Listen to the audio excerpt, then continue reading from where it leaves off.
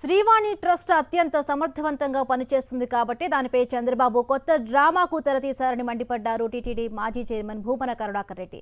శ్రీవాణి ట్రస్ట్ను రద్దు చేస్తామని చెప్పిన చంద్రబాబు దాని స్థానంలో అదే ఉద్దేశంతో మరొక ట్రస్ట్ను ఏర్పాటు చేస్తామనడంలో ఆంతర్యం ఏమిటని ఆయన ప్రశ్నించారు.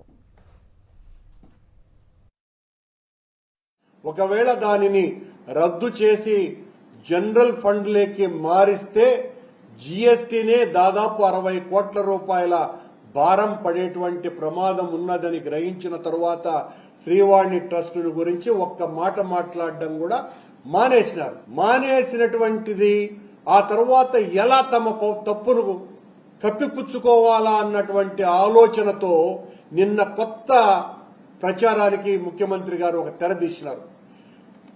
ఆలయాల అవసరాన్ని గురించి భక్తులు చాలా చోట్ల నుంచి తనను అడుగుతున్నట్టుగా ఆ ఆలయాల నిర్మాణం కోసమని వెంకటేశ్వర ఆలయాల నిర్మాణ నిధి ట్రస్టు అన్నదాన్ని కొత్తదిగా ఏర్పాటు చేస్తాము అని ముఖ్యమంత్రి గారికి ఈ సందర్భంగా గుర్తు చేస్తున్న విషయం, శ్రీవాణి ట్రస్ట్ యొక్క ప్రధానమైనటువంటి ఆశయమే దేశంలో ముఖ్యంగా మన రాష్ట్రంలో వివిధ ప్రాంతాలలో దేవాలయాల నిర్మాణమే.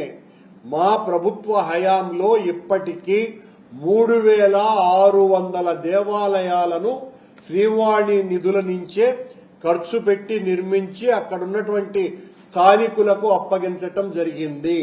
మళ్ళా మీరు కొత్తగా ఒక ట్రస్ట్ ఏర్పాటు చేస్తామని చెప్పటంలో ఆంతర్యం ఏమిటి అని చంద్రబాబు గారిని అడుగుతున్నాం మేము.